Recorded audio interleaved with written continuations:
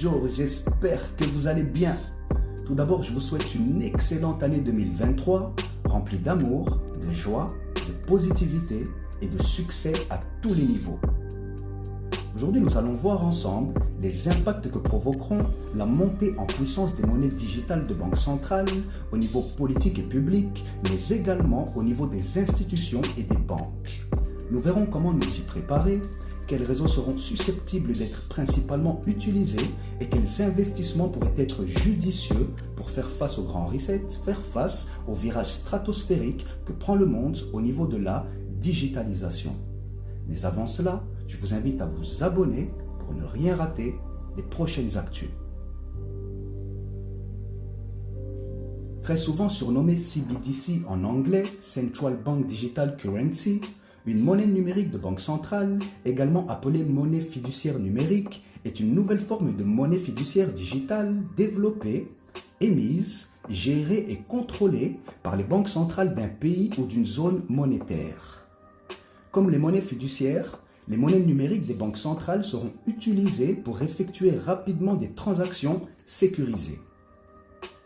Une étude de la Banque des règlements internationaux, menée en 2021, démontre que 86% des banques centrales dans le monde étudient activement le potentiel des CBDC. 60% sont déjà passés au stade de l'expérimentation et 14% ont déployé des projets pilotes.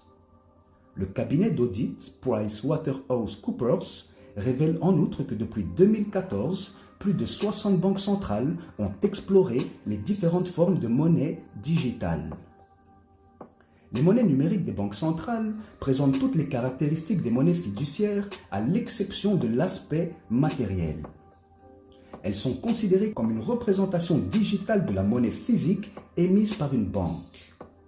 C'est pour stopper la montée en puissance des crypto-monnaies, Bitcoin, Ethereum, etc., développées par des entreprises privées et certains géants des réseaux sociaux comme les GAFAM par exemple, que certains gouvernements ont demandé à leur banque centrale de réfléchir sur comment développer une monnaie numérique publique utilisable par tous.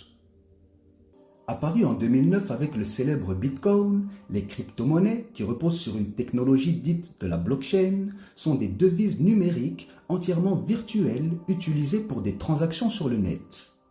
Ces devises, qui sont conservées dans des portefeuilles numériques, ne sont émises par aucune banque centrale d'un État souverain.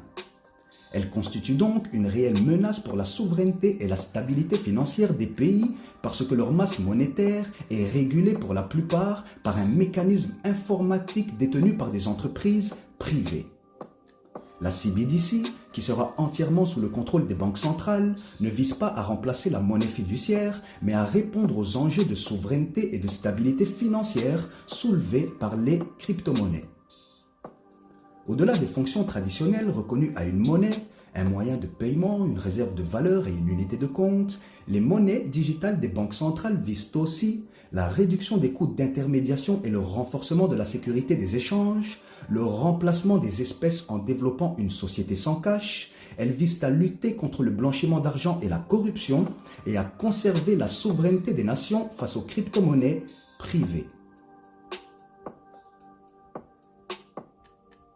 Il existe plusieurs pays à travers le monde qui travaillent pour développer leur propre monnaie digitale de banque centrale. C'est depuis 2020 que 6 grandes banques centrales, la Banque du Japon, la Banque centrale européenne, la Banque nationale suisse, la Banque d'Angleterre, la Banque des règlements internationaux et la Réserve fédérale américaine ont créé un groupe de travail conjoint sur les monnaies virtuelles. Le lancement des CBDC permettra d'améliorer la rentabilité des banques et de rendre le système financier plus efficient et moins coûteux, notamment en réduisant les différentes charges opérationnelles rencontrées sur la chaîne des opérations interbancaires avec l'utilisation de la blockchain. Les CBDC permettront également de libéraliser l'accès à une monnaie numérique pour les populations des pays en développement via leur téléphone mobile. Les monnaies numériques soutenues par les banques centrales offriront une volatilité atténuée et une plus grande sécurité aux investisseurs grâce à une surveillance accrue des gouvernements. Enfin, les CBDC inspirés des crypto-monnaies sont considérés comme une alternative viable aux crypto-monnaies privées qui, rappelons-le, représentent un danger pour la souveraineté des nations. On peut alors comprendre l'intérêt de plus en plus poussé pour son développement avec un cadre strict et des lois conjointes pour les différentes juridictions.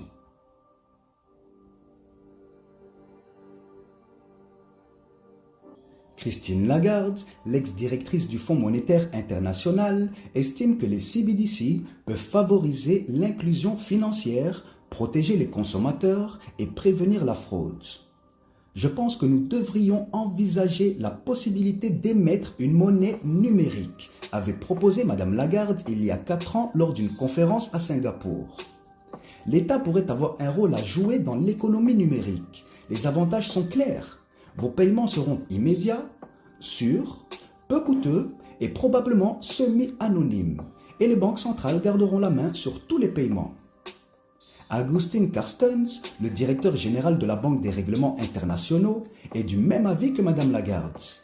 Lors d'une réunion du FMI en 2020, M. Carsten a déclaré que les banques centrales auront un contrôle absolu sur les règles et les réglementations qui régissent l'utilisation des CBDC. Et pour aller encore plus loin, Young Song Shin, conseiller économique et chef de la recherche de la BRI, qui rappelons-le est une institution considérée comme la banque centrale des banques centrales, M. Yoon a estimé que le concept de monnaie numérique de banque centrale est désormais arrivé à maturité. Elles peuvent ouvrir un nouveau chapitre pour le système monétaire tout en préservant des caractéristiques essentielles de la monnaie que seules les banques centrales peuvent assurer, a-t-il ajouté, citant en particulier la confiance dans la monnaie. Et alors que les adeptes de la crypto se méfient des monnaies digitales de banque centrale, force est de constater que même Ethereum s'est discrètement plié au code de l'OFAC, l'Office of Foreign Assets Control des États-Unis. Le succès de la CBDC représentera aussi un danger immédiat pour certains acteurs du secteur bancaire, comme ceux évoluant dans l'épargne, dans les fonds de placement, dans les services de crédit ou dans le shadow banking. Dans l'hypothèse d'une large adoption des CBDC par le grand public, les banques commerciales devront faire face à la concurrence des banques centrales. En effet, les banques centrales pourraient capter les dépôts des épargnants au détriment des banques commerciales qui perdraient une partie de leur commission ainsi que leur rôle d'intermédiation parce que la monnaie virtuelle serait considérée par beaucoup comme un actif sans risque garanti par la banque centrale. Les banques privées, jugées moins solides et fiables, connaîtront alors une perte de confiance du public. Elles devront alors faire face à des dépôts bancaires plus volatiles ou encore à des retraits de dépôts massifs avec des conséquences néfastes sur leur rentabilité, leur solvabilité et leur liquidité. Enfin, les banques commerciales risqueraient de perdre des informations importantes sur les clients si ces derniers recouraient au portefeuille électronique pour leurs transactions. Cela aura des conséquences sur la gestion du risque de crédit, sur la pertinence des décisions d'octroi de crédit et qui plus est sur la politique monétaire. Maintenant que nous avons une idée plus concrète sur le prochain système financier mis en place, nous devons nous demander comment les banques centrales et les institutions comptent utiliser à bon escient cette technologie et se l'approprier en réglementant le nouveau système financier numérique. Il serait intéressant de visualiser les stablecoins actuels et voir celui ou ceux qui résisteront aux réglementations ainsi que de localiser les réseaux, donc blockchain, qui abriteront, hébergeront les futures monnaies digitales de banques centrales. Il existe plusieurs autres paramètres à prendre en compte. Chacun peut bien sûr avoir son propre avis sur la question et je vous invite d'ailleurs à y partager le vôtre en commentaire. Pour ma part, je vous donne rendez-vous dans la prochaine vidéo pour passer en revue les cryptoactifs, les pépites qui selon moi survivront à la réglementation et seront les poids lourds, les pionniers, voire les élus de leur catégorie.